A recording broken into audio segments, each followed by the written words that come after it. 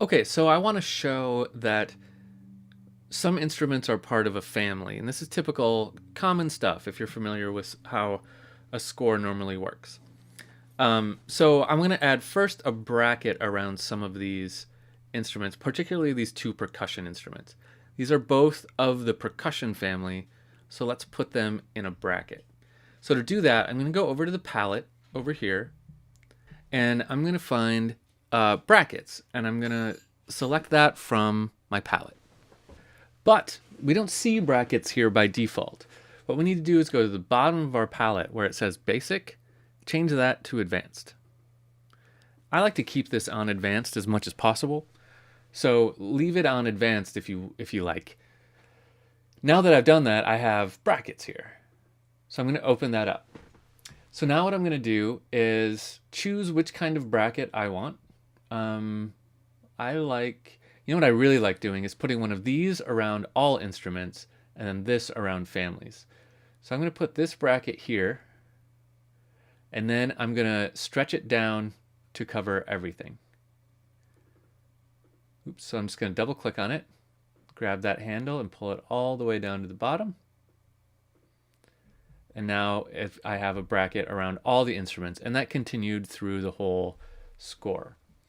Now I'm going to drag the curly bracket, or the brace I suppose, to the instrument family.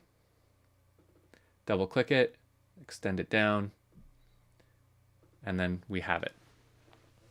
Okay, I could also give this a name if I wanted to, but I don't really want to in this case because that's going to get cluttery. So now I have this set up rather nice looking, right? I have a bracket around the whole thing and then a brace around my percussion instruments. I could put where these names are if I want to sneak them in just a little bit. Oh, that looks a little weird, so I'll leave it. Now the next thing that I should do is anything that's braced, I should have the bar lines drawn all the way through the instruments. This is just good practice. So I'm going to click on a bar line, double click, and pull it down all the way.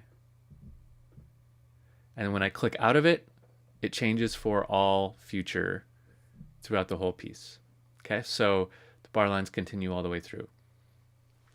That's the way you'd want to do that for anything that's a family most of the time. There are a few exceptions, but not many. So now this looks great, right? I have a really good looking score set up. Now remember that if I want to change anything in my instruments, if I want to add an instrument or take an instrument away, I can go all the way back to the Start Center if I want. Or I can go over to Edit Instruments. And now I can rearrange these. I can move them up or down. I can add stuff. I can take away stuff. So if you go back to that Edit Instruments window, you can get back there to make any changes that you want. Okay, now that I've added my own score and created my own score, let's take a step back and look at how we assign these to play back in the instruments that we want them to. So let's go to a new video and let's talk about instrument playback a little bit.